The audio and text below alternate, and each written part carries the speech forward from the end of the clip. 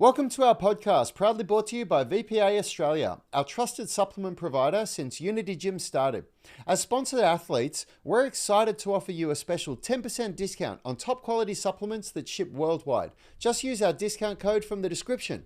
To avoid international shipping fees, contact VPA and tell them we sent you to get a flat shipping rate. Today's episode is also sponsored by the Flexibility Blueprint. Ever felt lost in the sea of social media fitness advice? The Flexibility Blueprint is your map to progress, designed to help you get laser focused on what matters most for your journey in flexibility and strength. And guess what? It's free. Grab it using the link in the description. If you're starting your flexibility journey, don't miss our 20-minute mobility routine. It's your first step to quick wins in flexibility. For those further along, use our Flexibility Masterclass, featuring advanced techniques like loaded stretching and end range strength for the pancake, front splits, middle splits, and more. Links for both are also in the description. And for the seasoned athletes, avoid the frustration of complex training puzzles with our UMS Tribe membership. It's a different online coaching experience with strength and flexibility combined.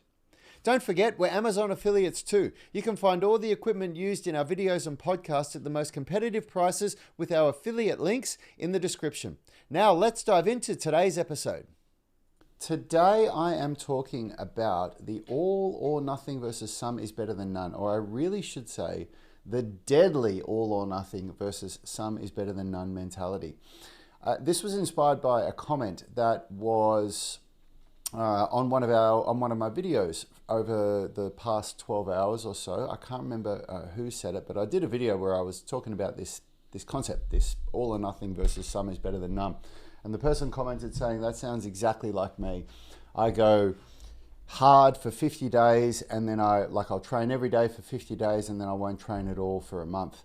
And I've been there, I've done that. I've been the person that does all or nothing training, and I've also been a person who does much more consistent training. And I can say undeniably that consistency beats intensity every time. I've also worked with many great classes, world-class coaches, and they all have the same theory, principle behind their training. It's about consistency. It's about training at maybe 70 or 80% max effort, but doing it daily. So how can you go from listening to this and nodding your head and saying, yeah, that sounds good, to actually implementing it? So I'm going to give you some tips.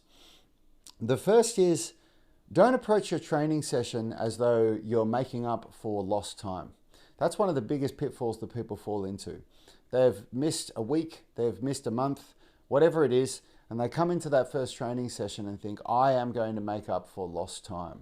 It's the fast road to failure, because what happens is when you approach training like that is that you go way harder than what you should.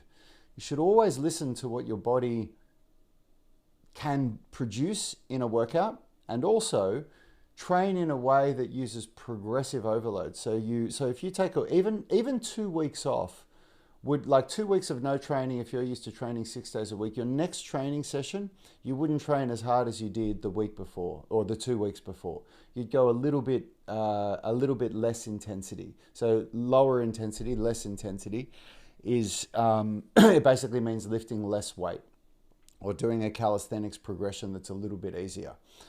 And then what you want to do is just get into that habit of turning up to the gym and doing workouts that you feel empower you, rather than workouts that you feel just destroy you and make up for lost time. And it's a really common thing that people go through. So if this is you, if you're nodding your head saying, yeah, that's me, I'd do that, don't worry, it's normal. Lots of people do that, and I used to do it too. So because when you develop this attitude of, I'm coming in and I'm making up for lost time and I'm going to go as hard as I can, so that because this last 2 weeks has been terrible, so I'm going to make up for it by doing harder training sessions. It's just not how the body works. The body you can't go in and train at 70% normally and then miss a week of training and then train at 100% for the next 4 days, and that makes up for the week you missed out on. It just doesn't work that way. Nothing will beat consistency and frequency.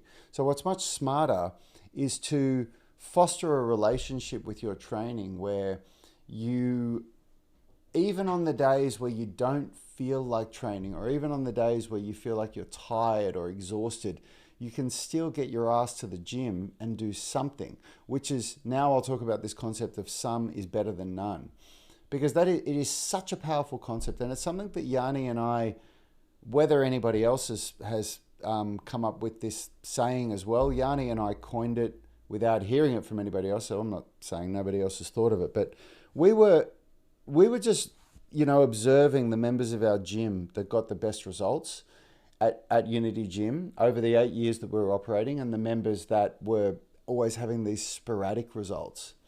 And the members that got the best results, for sure, were the ones that turned up daily and didn't kill themselves, but they just turned up and just turned the wheels over, just did the work. They were often the grey man or grey woman in the sort of back of the gym or in the side of the gym that wasn't, yelling and screaming and throwing weights around, but was just getting the work done. And these folks got incredible results over time. And it's definitely a philosophy that I've adopted that's allowed me to achieve more in my 40s than I did in my 30s, and more in my 30s than I did in my 20s. Because I definitely had the go hard or go home, or as we like to say it, the all or nothing mentality when I was in my 20s. Back when I was doing Kung Fu, I was always like this. And I'd come and I'd be really, really good for 3 or 4 weeks, and I'd train every day for 3 hours, 6 days a week. And then I'd do nothing for 2 weeks. And then I'd go, oh God, I gotta get back into it. And I did that for 10 years. And I would have been so much better if I had have just found this way to cruise along, And there's many reasons why I did that. I was just young and dumb and had lots of bad habits. So, we're in week 2 of 2024. This is still a time of the year where I recommend that you definitely be evaluating what it is that you're wanting to achieve this year, and then assessing your actions and seeing if those actions are in alignment with your goals. Because that's one of the greatest heartaches that people will, in my experience, that people go through with their health and fitness, is when they have goals and actions that don't match the goals. So it's if this is you, if you're somebody that falls victim to this, January, you go as hard as you can, you really push for it, you get there as fast as you can, but then at the end of January, you fall off the wagon. And then by the time Easter comes around, you're thinking, oh God, I've got to, reconnect, I've got to refocus on my fitness goals. Then I highly recommend that you at least spend a little bit of time contemplating this all or nothing versus some is better than none.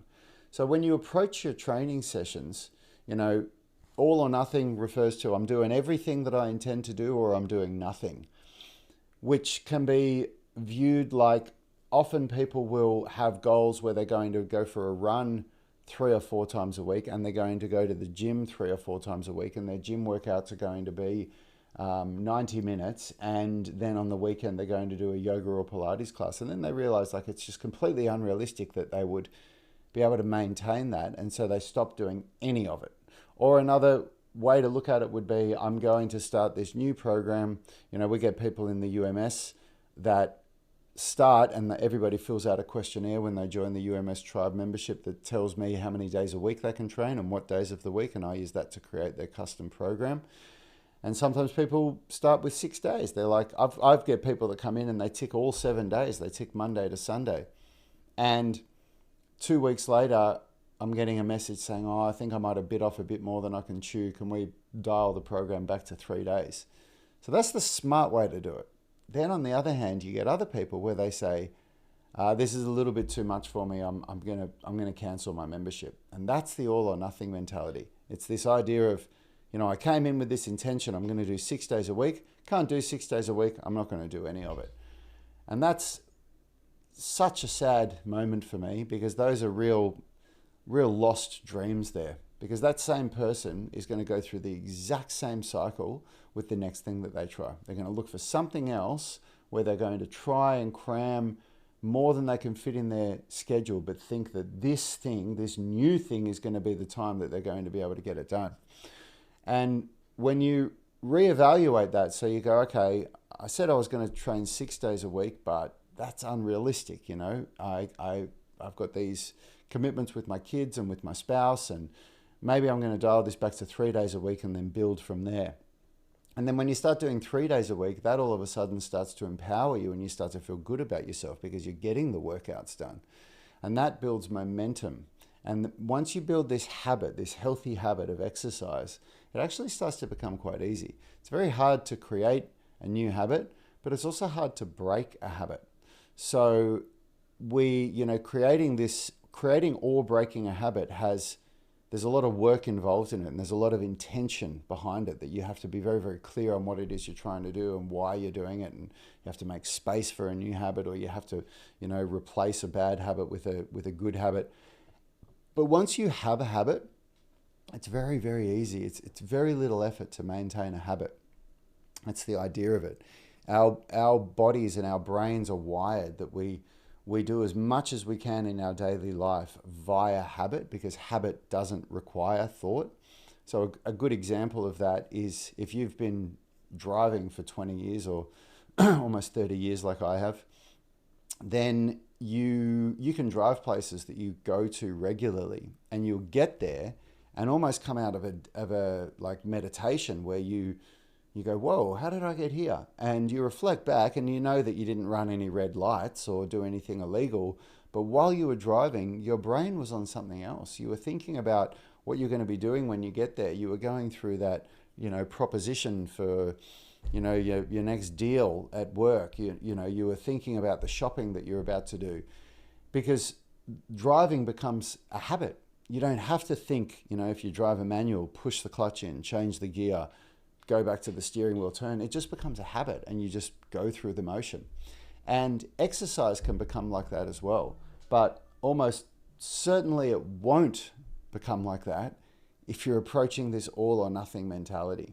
So if you listen to this and you're nodding your head and thinking, oh, wow, I haven't thought of that.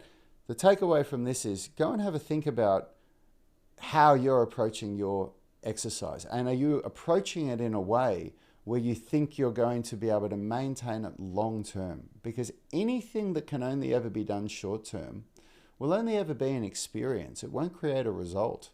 You can work your ass off for 3 months and lose 20 pounds and get in shape for a wedding or for summer or whatever it is. And as soon as you stop working out, you just put all that weight back on again. And then you go through all that heartache again. Whereas if you, instead of working your ass off for 3 months, if you find a way to just work out daily, 4 days a week, 5 days a week, 6 days a week, whatever it is, whatever suits you. For me, I really like it to be daily, because I like to have the same thing at the same time daily. I like to know Monday to Friday, this time I do my workout, and Saturday, this time I do my workout. Not, oh, yeah, I think I've got my workout today. Oh, no, it's not a workout. I don't like operating like that, but that's what works for me. And then once you get into that habit and you're not killing yourself, you're just turning up, you're doing the workout. Some days you'll go a little bit better than others. Other days you'll go a little bit worse than others. You'll lose that 20 pounds or 30 pounds or whatever it is you want to lose. But then you start seeing some really significant changes. You'll start building some muscle. You'll start being able to working towards flexibility goals. You'll start being able to work towards some calisthenics goals if that's what you want. You'll be able to start playing the sport again that you couldn't play for years because of the knee pain, because every time you run, it aggravates that old knee injury because of the 30 pounds extra weight you were carrying. Like if I had an extra 30 pounds on me, I've got an old knee injury, I wouldn't be able to run at all. Every time I'd go for a run, if I had a 30-pound weight vest on, I'd be blowing out my knee every time. So there's all these amazing things that happen when you develop that really healthy relationship with your habit of exercise. And you adopt this mentality of some is better than none, which means there will be days where your intention to go to the gym is to do a 60-minute workout. But you'll look at your clock and you'll think, I can't do my full workout today. And you say, oh, well, some's better than none. And you'll go to the gym and you do 20 minutes.